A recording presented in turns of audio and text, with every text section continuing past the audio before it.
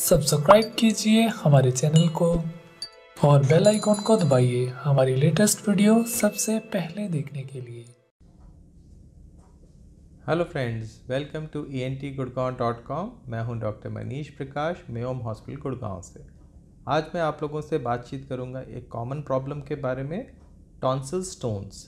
Tonsil stones, और जिनको हम लोग टेक्निकल लैंग्वेज में टॉन्सिलोलिथ्स कहते हैं, हमारे गले के अंदर टॉन्सिल्स में बन जाते हैं और इनके बनने की वजह से हमें कई कॉमन सिम्टम्स होते हैं, जैसे कि बैड ब्रेथ होना, गले में खराश होना, गले में चुभन का एहसास होना या फिर कान में दर्द होना। आइए तो जानते हैं इस प्रॉब्लम के बारे में और डिटेल से। टॉन्सिलोलिथ्स या टॉन्सिलर स्टोन्स येलो या वाइट कलर की डेब्रिस हो सकती है, जो हमारे टॉन्सिल्स के अंदर जो क्रिप्ट्स होते हैं उनमें बन जाती है या जम जाती है। इसके वजह से हम देखते हैं कि पेशेंट को गले में इरिटेशन होना, खराश होना, दर्द का सेंसेशन होना या फॉरेन बॉडी का सेंसेशन होना और उनके कान में दर्द का एहसास होना भी सिम्टम्स इसके हो सकते हैं।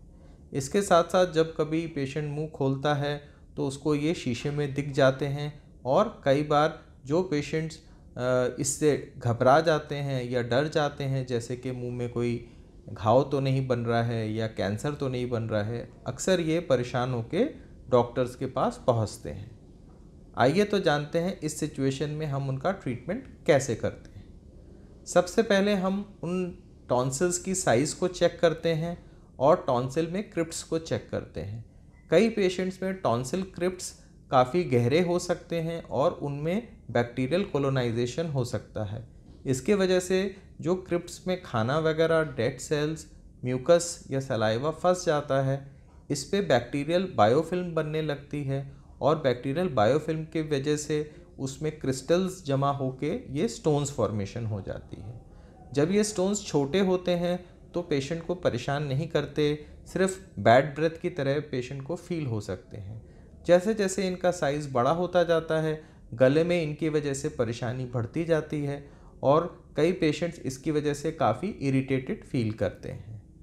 हम लोग रेकमेंड करते हैं कि रेगुलर बेसिस पे हमें गले की सफाई करनी चाहिए, जैसे कि गार्गल्स करने चाहिए, स्मोकिंग वगैरह से बचना चाहिए। अगर हमें गैस या एसिडिटी की प्रॉब्लम है तो उसका हमें कंट्रोल करना चाहिए। हमारी फूड और डाइटरी हैबिट्स को हमें चेंज करना चाहिए। हर बार खाना खाने के बाद हमें ब्रश करना चाहिए और हमें गले में सॉल्ट वाटर से गार्गल्स करने चाहिए। इसके साथ साथ रेगुलर बेसिस पे पानी पीने से भी इस प्रॉब्लम में हमें फ़ायदा मिल सकता है। जिन पेशेंट्स में ये टॉन्सिल स्टोन बार बार बनते रहते हैं और उनको ये तंग करते हैं, तो उस तरह के सिचुएशन में हम लोग पेशेंट को इसके ट्रीटमेंट के लिए रिकमेंडेशन करते हैं। जो इसका ट्रीटमेंट है उसमें हम इनको मैनुअली कोई स्कूप के ज़रिए निकाल सकते हैं, जिससे पेशेंट को गले में हो रहा दर्द या इरिटेशन में आराम पड़ जाए। अगर ये बार बार हो रहे होते हैं, उस तरह की सिचुएशन में हम लोग या तो लेज़र के द्वारा या कोब्लेशन के द्वारा इन क्रिप्ट्स को ख़त्म कर सकते हैं। इस प्रोसेस को हम लोग कोब्लेशन क्रिप्टोलिसिस कहते हैं, जिससे टॉन्सिल के ऊपर का सरफेस स्मूथ हो जाता है और उसमें बार बार खाना फंसने या स्टोन बनने की टेंडेंसी ख़त्म हो जाती है। जिन पेशेंट्स में हम देखते हैं बार बार टॉन्सिल्स में इन्फेक्शन होने लगता है स्टोन्स की वजह से, और उनको बार बार एंटीबायोटिक खाना पड़ता है इस इन्फेक्शन को ख़त्म करने के लिए, उस तरह के पेशेंट्स में हम टॉन्सिल्स को जड़ से रिमूव कर सकते हैं। इस प्रोसेस को हम लोग टॉन्सिलेक्टमी कहते हैं और ये प्रोसेस या तो लेज़र के द्वारा या फिर कोब्लेशन के द्वारा आसानी से किया जा सकता है। अगर ये ऑपरेशन करके टॉन्सिल्स को निकाल दिया जाता है तो ये एक स्थायी तरह का इलाज होता है, जिससे फिर पेशेंट को ये प्रॉब्लम फिर से नहीं होती है।